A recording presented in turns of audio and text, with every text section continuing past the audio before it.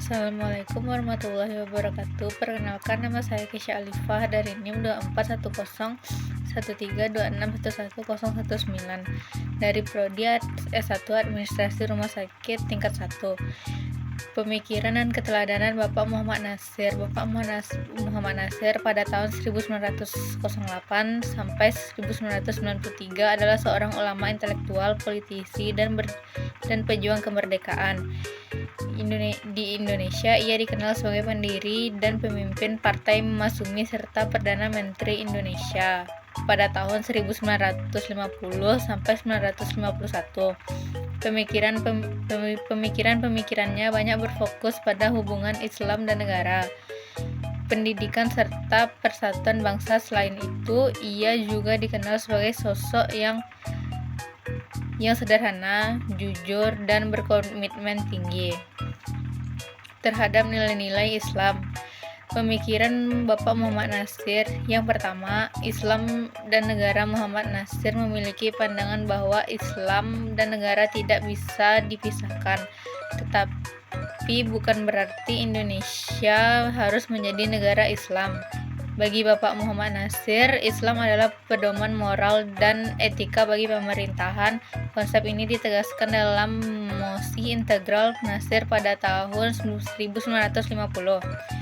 yang berhasil menyatukan kembali Indonesia ke dalam Negara Kesatuan Republik Indonesia yang disingkat menjadi NKRI. Setelah sebelumnya berbentuk Republik Indonesia Serikat yang disingkat dengan RIS. Yang kedua itu pendidikan Islam. Bapak Muhammad Nasir menekankan pentingnya pendidikan Islam dalam membangun moral bangsa. Bapak Muhammad Nasir berpendapat bahwa pendidikan harus menghasilkan manusia yang tidak hanya cerdas secara intelektual, tetapi juga memiliki akhlak yang baik. Ia aktif dalam organisasi pendidikan Islam seperti Persatuan Islam yang disingkat dengan Persis, dan mendirikan Dewan Dakwah Islamiyah Indonesia yang disingkat dengan DDII. Yang ketiga yaitu demokrasi dan kebebasan berpendapat. Sebagai seorang politisi, Bapak Muhammad Nasir menekankan pentingnya demokrasi dalam Islam. Ia menolak sistem berpendapat selama tidak bertentangan dengan ajaran Islam dan Masyumi. Ia berusaha mengembangkan sistem demokrasi yang tetap berlandaskan nilai-nilai Islam. Yang keempat, persatuan umat Islam. Bapak Muhammad Nasir selalu berusaha menyatukan umat Islam dari berbagai golongan. Ia mendorong kerjasama antara organisasi Islam agar tidak terpecah belah oleh perbedaan pandangan. Ia juga menekankan bahwa umat Islam harus aktif dalam politik untuk memperjuangkan kepentingan Islam.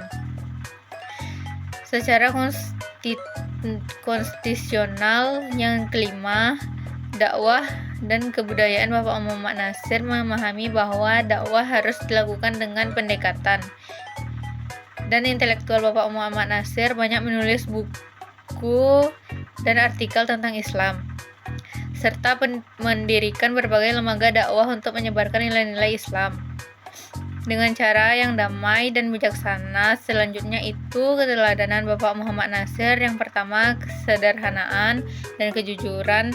Sebagai pejabat negara, Bapak Muhammad Nasir dikenal sangat sederhana dan jauh dari sifat korupsi. Ia lebih mengutamakan kepentingan rakyat daripada kepentingan pribadi. Bahkan setelah tidak menjabat, ia tetap hidup dengan penuh kesederhanaan.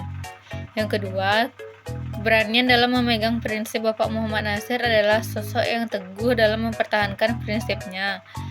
Meskipun pemerintahan Orde Lama dan Orde Baru tidak selalu berpihak padanya, ia tetap berjuang dan menyampaikan pemikirannya dengan jujur dan berani. Yang ketiga, kepedulian terhadap umat. Sebagai tokoh Islam, Bapak Muhammad Nasir selalu memperjuangkan hak-hak umat Islam dan pendidikan Islam di Indonesia. Ia aktif dalam berbagai organisasi Islam dan banyak berkontribusi dalam mengembangkan dakwah dan pendidikan. Yang keempat yaitu nasionalisme dan cinta tanah air. Meskipun pernah mendukung separatisme, ia justru berjuang untuk persatuan Indonesia, seperti yang terlihat dalam Integral Nasir yang menyelamatkan keutuhan NKRI.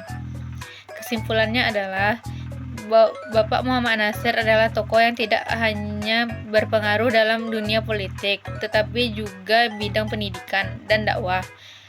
Pemikirannya tentang Islam dan negara berpendidikan serta demokrasi tetap relevan hingga saat ini.